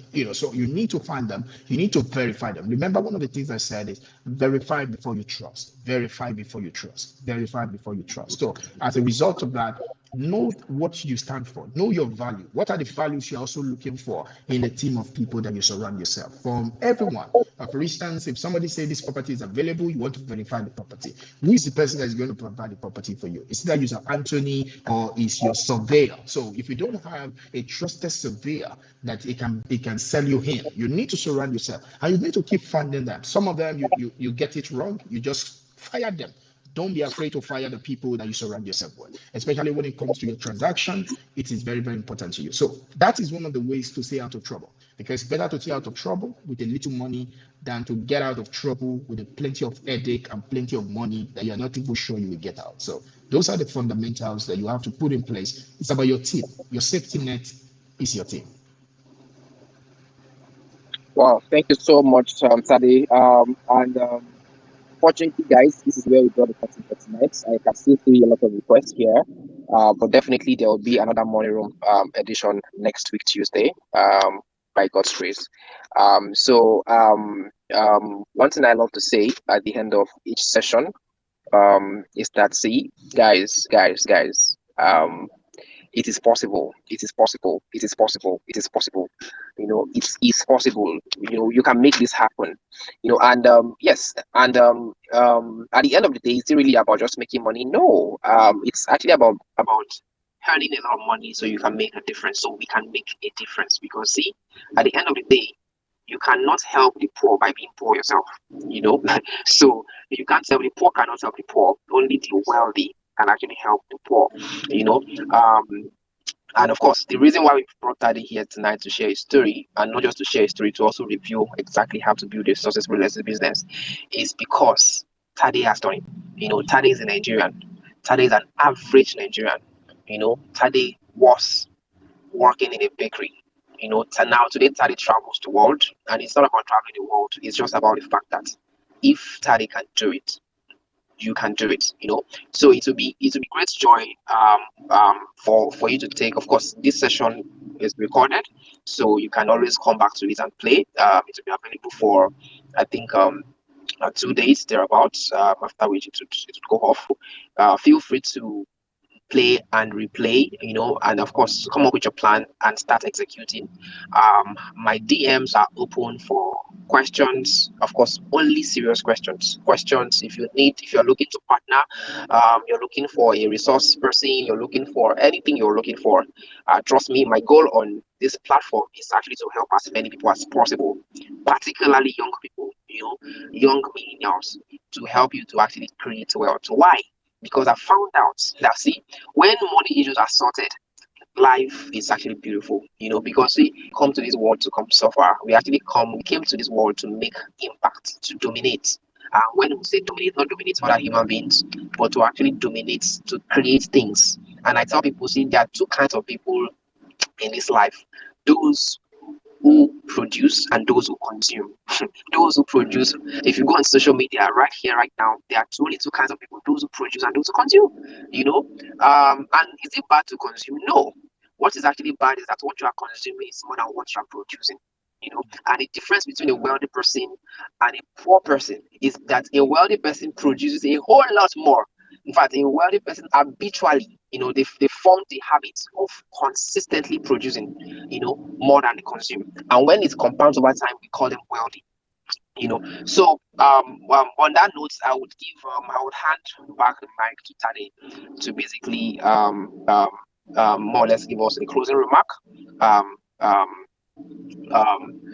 with of course having in mind that we are about to send forth people who want to go out there and start their hands in the real estate game. Right. So Tade, over to you. All Your right, thank you last very words much, for us. Isaac. I really appreciate you, despite the fact that we have not met before. And when you sent me that request that you would like me on this program tonight, my heart